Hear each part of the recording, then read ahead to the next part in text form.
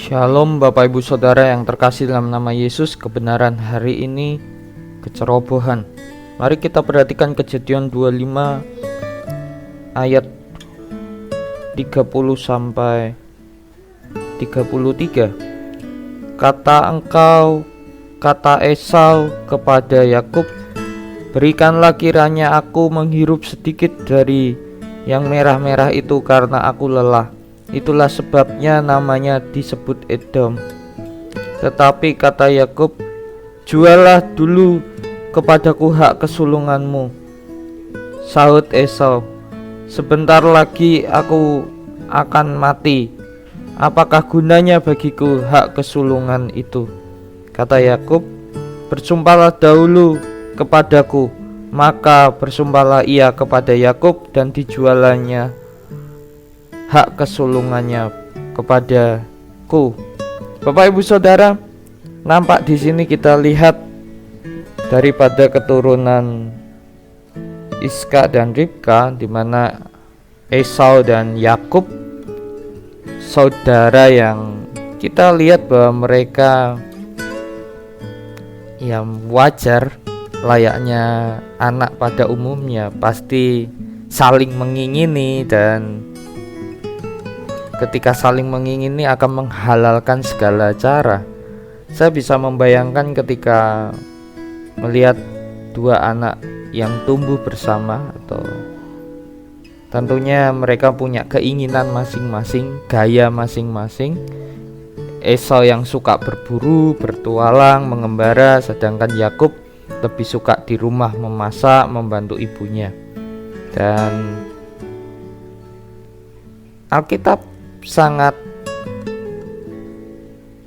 luar biasa menunjukkan karakteristik bahwa dalam satu keluarga, baik anak dari satu keturunan pun mampu berselisih paham. Tetapi di sini kita tidak melihat selisih paham tentang berdebat argumen atau tidak. Layaknya anak mengingini suatu barang, dan yang diingini daripada Yakub terhadap Esau adalah hak kesulungan.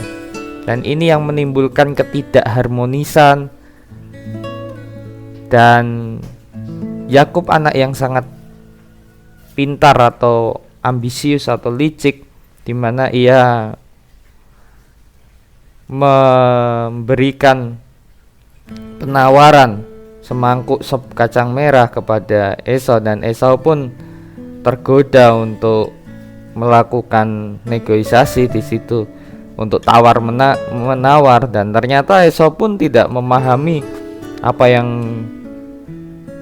diberikan kepadanya berkaitan dengan hak kesulungan, hak yang kudus itu yang menjadi berkat untuk dia, dan akhirnya dia menganggap remeh. Dan kita melihat semua ini terlihat sekali sebagai satu persoalan yang akhirnya Yakub pun karena sangat mengingini sup itu, Yakub pun akhirnya memberikannya tanpa berpikir panjang. Bapak Ibu Saudara, dari keluarga Iska dan Ribka ini kita belajar, ketika ada sesuatu hal yang diinginkan oleh salah satu anak kita, dan kita padahal memberikan itu kepada yang sulung sebagai berkat yang khusus, yang tidak sembarangan, dan kita harusnya memberi pengertian kepada anak yang bungsu, tetapi kenyataannya kita tidak melihat, justru Ribka lebih mengasihi Yakub, dan terlihat bahwa ada persaingan di situ, ada kompetisi, sedangkan yang satu tidak tahu dan tidak bisa menghargai barang yang diberikan, hak kesulungan yang menjadi hak yang baik untuk Esau, tetapi ia menganggap remeh, dan akhirnya ia memberikannya dengan sumpah kepada Yakub. Dan ini ironis, Bapak Ibu Saudara. Tetapi Alkitab mencatat ini sebagai kita belajar bahwa apa yang diberikan yang berharga buat kita semua, semestinya kita bisa menjaganya dan kita tidak ceroboh.